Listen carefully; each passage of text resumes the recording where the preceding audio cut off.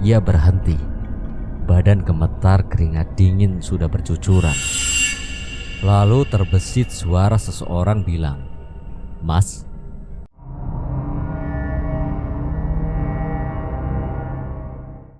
Ia beranikan diri untuk menoleh ke belakang. Ternyata ada seorang bapak-bapak memakai baju koko coklat, lengkap dengan sarung dan pecinya. Majid menghela nafas lega di situ sambil bilang, "Syukur." Lantas bapak itu bilang, "Mas, ngopo kok mlakune bantermen? Kayak diuber setan." "Boten pak, Belum selesai bicara, bapak itu langsung motong omongan Majid. "Mbok yo tarik nafas sik mas, men ngomongnya lancar ngono." Tarik nafaslah dia sampai merasa lebih lega. "Iya pak, piye, enek opo?" Tanyanya yang sudah mulai agak baikan setelah kejadian kurang mengenakan tadi. "Pak Sone, isi apa ora mas?" "Wis telas pak." "Oh, ngono toh. Ya wis mas, suwun." "Nggih pak." Majid pun lanjuti jalan lagi dan sampai rumah untungnya tak terjadi lagi kejadian seperti tadi. Dilihat ibunya sedang duduk di bangku teras rumah bersama Amelia dan Ani. Sepertinya mereka sedang asik ngobrol. "Assalamualaikum. Koyone enek sing seneng ki?" Sembari memarkirkan gerobak di teras rumah sebelah kiri. "Waalaikumsalam," ucap mereka bertiga bersamaan. "Iya mas, iki Mbak Amel oleh juara siji, lomba nyanyi nang sekolah, iki pialane." Seraya menunjukkan piala yang Ani maksudkan. "Alhamdulillah. Ya wis, mas nyuwun tulung bantu beresi dagangane mas." "Siap mas," jawab mereka berdua bersamaan. Kemudian Majid pun duduk di samping ibunya, sedangkan Ani dan Amelia ngeberesin dagangannya Majid untuk ditaruh di dapur. "Jid, mau sore Pak Iwan teko rene. Sesuk lek ngeter jam 6 esok jare," ucap ibunya. "Nggih bu.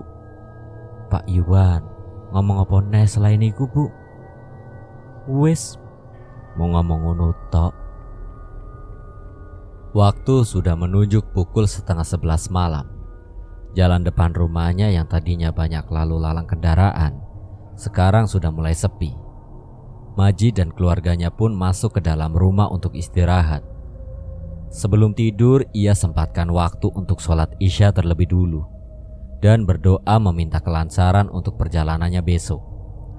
Malam itu hening, hanya ditemani suara jam dinding yang terus berputar.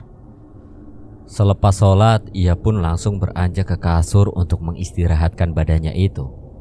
Dan ia pun sekarang sudah terlelap akan tidurnya. Di sela-sela tidurnya, ia bermimpi melihat sosok kuntilanak merah ada di kamarnya. Sosok itu berdiri dekat meja kamarnya dengan posisi menghadap persis ke arahnya. Entah mimpi atau bukan, ia melihatnya dengan sangat jelas. Penampilan sosok itu benar-benar sangat mengerikan, yang membuat ia sangat ketakutan. Wajahnya pucat pasi, matanya hitam, mengeluarkan darah merah segar. Mulutnya menganga dengan kedua taringnya yang panjang, dan kuku-kukunya pun panjang. Sosok itu perlahan mendekati Majid. Dia gak bisa apa-apa. Tubuhnya kaku tak bisa digerakkan. Mulutnya pun susah untuk bicara.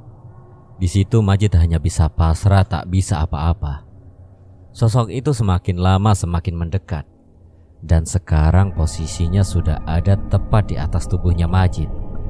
Mencoba untuk melawan tapi tak bisa, karena tubuh dan mulut tak bisa digerakkan. Kemudian sosok itu mulai membungkuk seperti mau menduduki Majid. Wajahnya sekarang sudah ada tepat di depan muka Majid. Di situ ia melihat dengan sangat jelas. Tangisan pun sudah tak bisa ia bendung lagi. Hanya bisa berdoa dalam hati berharap tak terjadi apa-apa. Lalu tiba-tiba sosok kuntilanak itu terpental ke dinding kamar seperti ada sesuatu yang mendorongnya dengan sangat keras. Lalu terbesit suara, "Ojo ganggu cucuku." Ada suara kakek-kakek dari arah sebelah kanannya Majid. Ia tak bisa melihat sosok kakek itu karena badan juga lehernya tak bisa digerakkan. Sosok kuntilanak itu kemudian pergi menghilang entah kemana. Di situ Majid benar-benar sangat bersyukur karena masih bisa diselamatkan. Namun ia tak bisa melihat sosok kakek yang menyelamatkan dia karena saking lemasnya ia pun pingsan dan tiba-tiba langsung kebangun dari tidurnya dengan keringat yang sudah bercucuran di badannya.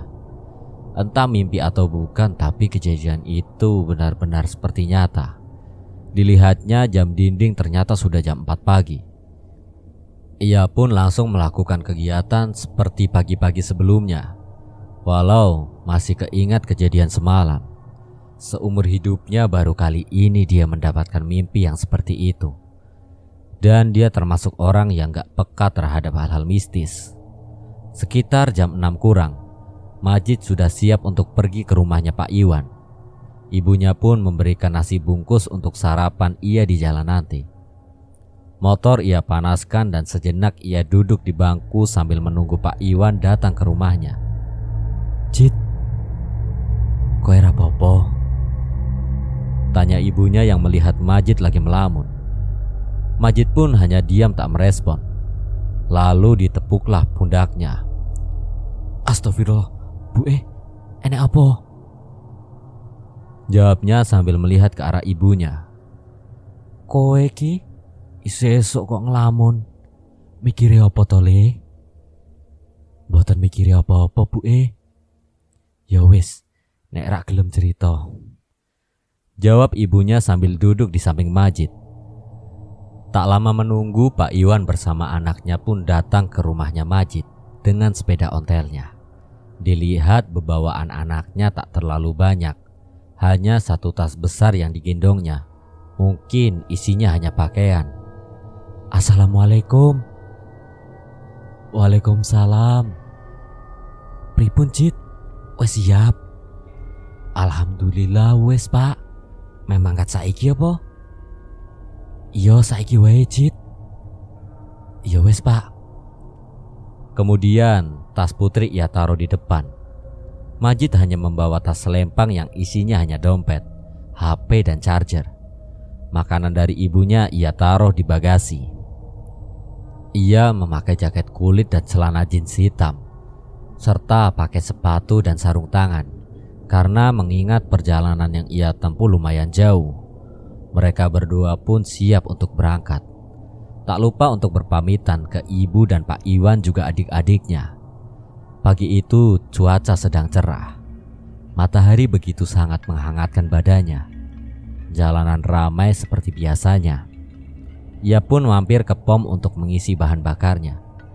"Put, wes maem durung?" "Durung, Mas." "Ya wes, maem sik ya." "Iya, Mas." Putri mengangguk karena memang perutnya terasa lapar. Lalu Majid membawanya ke warung makan dan mereka makan bersama. Majid makan nasi bungkus dari ibunya sedangkan Putri makan nasi pesanannya.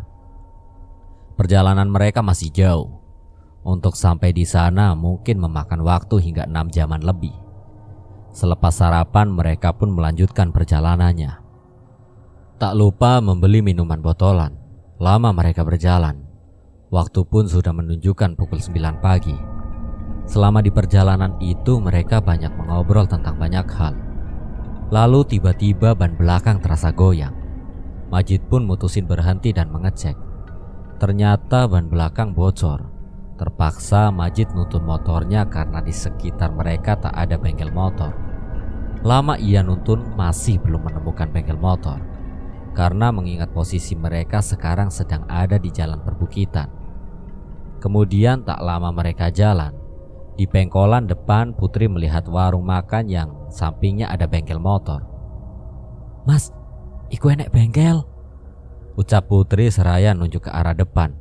"Alhamdulillah," ucap syukur Majid sambil menambah kecepatan jalannya agar segera sampai di bengkel. Setelah jalan kurang lebih 5 menit, akhirnya mereka sampai juga di bengkel. Kemudian motornya ditambal. Cuaca yang tadinya terang sekarang mulai sedikit agak mendung. Beruntung Majid sudah menyiapkan 2 mantel di bagasi motornya. Kemudian rintik-rintik hujan pun turun, sedangkan motor masih belum selesai ditambal. Put, go mantel pora? Boten mas Majid go pora? Alhamdulillah go loro. Alhamdulillah, ucapnya dan sambung lagi ia bicara.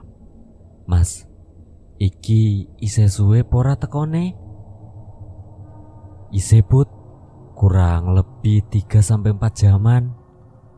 Paling suwe ki neng hutane mengko. Mas Majid, emang juga jalur ngendi? Juga jalur kaiki? Ucapnya Majid. Setelah Majid bilang begitu, Putri hanya bisa diam tegang seperti memendam sesuatu. Wajahnya seperti orang ketakutan. Namun Majid tak menyadari akan hal itu. Setelah menunggu beberapa saat, motor akhirnya selesai ditambal dan siap untuk berangkat lagi. Terlihat hujan semakin lama semakin deras. Dipakailah mantel yang sudah ia bawa itu. Hati-hati yo mas. Iya put. Tak lama mereka jalan. Hujan pun semakin lebat sampai kaca helm sedikit agak kabur karena hantaman airnya. Hari itu tak banyak kendaraan yang lewat. Hanya ada 1-2 mereka berpapasan. Kemudian kabut pun turun, membuat ia was-was mengendarai motornya. Majid sempat berpikir untuk berhenti, mengingat derasnya hujan dan kabut turun menghalangi pandangannya. Namun ia mengurungkan niatnya itu karena posisi dia sedang tidak baik untuk berhenti.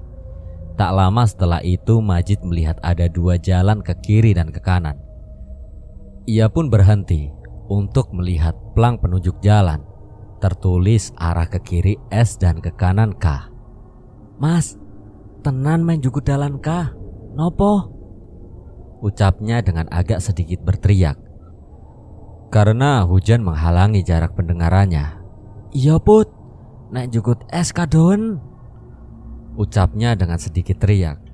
Putri di situ hanya bisa diam berharap tak terjadi apa-apa, karena mengingat sebelumnya pernah lewat jalur K, yang membuat ia juga temannya mengalami hal buruk di sana. Sedikit penjelasan tentang jalur K yang dikenal dengan sebutan hutan kematian, Samaran.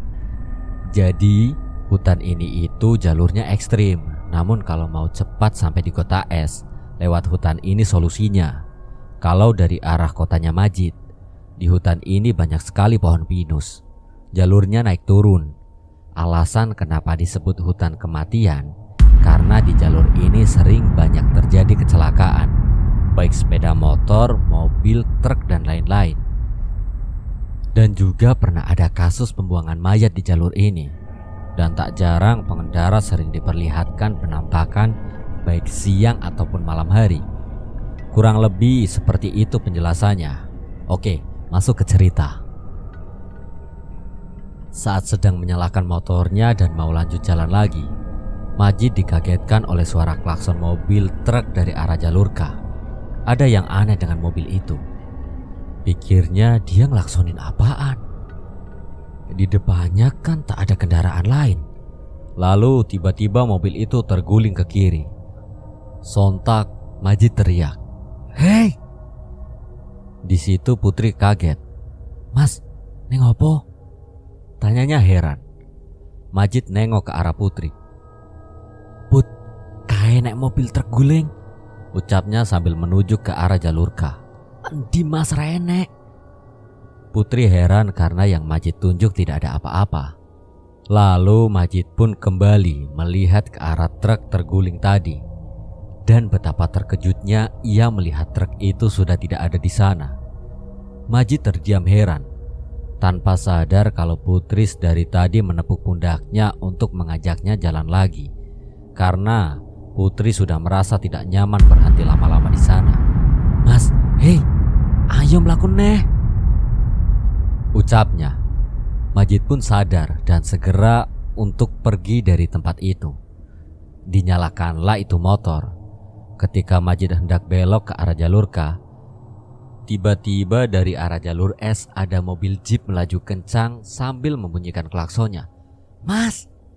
teriak Putri seraya memeluk Majid begitu eratnya. Beruntung dengan sigap Majid langsung mengerem walau sempat ban belakangnya tergelincir dan hampir saja tabrakan itu terjadi. "Astagfirullah, kowe ra apa-apa, Put?" tanya Majid, sedangkan mobil itu sudah jauh dari pandangan mereka. "Aku ra apa-apa, Mas. Mas Majid piye?" "Alhamdulillah, aku ra apa-apa." Majid mutusin untuk berhenti sejenak di pinggir jalan karena mengingat kejadian barusan membuat mereka syok, sedangkan hujan masih turun dengan derasnya. Selang beberapa lama terlihat ada mobil mengarah ke arah mereka. Sepertinya itu mobil jeep yang hampir menabrak mereka. Pikirnya tak lama mobil itu berhenti, lalu keluar seorang laki-laki yang sudah membawa payung ke arahnya. "Mas, neng apa mandek neng kene?" tanya lelaki itu. "Ora apa-apa, Mas. Istirahat iki. Mending lanjut mlaku wae, Mas. Daerah kene rawan. Lan ojo lewat ka. Soale ge enek wit ambruk ngalangi dalan." "Nggih, Mas, matur nuwun wis dikei ngerti." "Ya wis, Mas. Aku tak lanjut mlakune lewat es iki." "Nggih, Mas." Tak lama lelaki itu pun balik lagi ke mobilnya dan langsung pergi ninggalin Majid. "Ya wis, Put. Ayo mlaku neh. Dewe lewat es yo. Ora apa-apa kan?" "Iya, Mas, ora apa-apa," ucapnya dengan raut wajah yang sedikit agak tenang karena tak jadi lewat jalur itu. Walaupun lama, tapi tak apa asal baik-baik saja di jalan, pikirnya. Kemudian Majid pun menyalakan motornya dan lanjut jalan lewat es. Untuk jalur ini sebenarnya sudah tak lewat hutan lagi, namun akan sedikit memutar jika mau ke kota tujuannya. Jalan demi jalan ia lewati. Hujan yang tadinya deras sekarang sudah sedikit mereda. Perlahan matahari sudah mulai memancarkan cahayanya kembali. Yang tadinya ia melewati hutan yang panjang sekarang sudah mulai masuk ke jalanan kota. Dilihat jam sudah menunjukkan pukul 12:15 siang. Suara adzan duhur pun sudah mulai menggema. Mereka pun berhenti di sebuah masjid di kota itu sembari beristirahat sejenak. "Put, istirahat sik yo. Aku tak salat sik." "Nggih, Mas." Jarak mereka ke kota tujuan mungkin sekitar 2 jam lagi. Harusnya mereka sudah sampai di sana jika tadi lewat jalur itu. Selepas sholat mereka sempatkan untuk makan terlebih dulu di sebuah rumah makan sebelum lanjut jalan lagi. Di rumah makan itu sedang ramai. Tempatnya besar dekat dengan sebuah pemancingan ikan. Majid makan dengan lahapnya. Mungkin faktor kehujanan di sepanjang hutan tadi membuat rasa laparnya meningkat. Sedangkan Putri makan santai seperti biasa. Jam sudah menunjukkan pukul 13:02 siang. Mereka pun lanjut jalan lagi selepas makan. Dalam perjalanannya itu tak banyak yang diobrolkan sama mereka. Hanya sesekali saja mereka ngobrol. Itu pun hanya sebatas obrolan biasa. Setelah beberapa lama akhirnya mereka sampai di tugu bertuliskan "Selamat datang di kota es". Alangkah leganya Putri karena sudah sampai di kota tujuannya itu. Dan Majid pun bertanya ke Putri, "Meh, diterke ngendi iki, Put?" "Teng mriki, Mas," ucapnya seraya menunjukkan alamat yang tertera di layar handphonenya. "Oh, iya, Put. Ra ado saka rene kok," ujarnya. Kemudian ia lanjut jalan lagi dan setelah beberapa lama akhirnya mereka sampai di tempat yang Putri maksud. "Alhamdulillah wis tekan, Mas," ucapnya seraya turun dari motor. "Iya, Put, alhamdulillah. Ya wis, aku tak langsung mulai yo, ben ra kewengen." "Serius, Mas? Emang rak kesel?" tanyanya. "Ora, Put, ben rak kewengen soale." "Ya wis, Mas. Hati-hati neng dalan. Sepurone wis ngrepotke Mas Majid." Ora kok Bud, iki tase. Ya wes, aku tak mulai sik. Assalamualaikum. Hati-hati Mas. Waalaikumsalam. Dinyalakanlah motor itu, kemudian Majid lanjut jalan untuk pulang ke rumahnya. Saat itu hari sudah mulai sore, sekitar jam 15:05. Ia pun mutusin untuk langsung pulang dari sana, tak memikirkan keadaan tubuhnya. Majid hanya ingin tak berlama-lama di sana karena besok ia harus dagang lagi.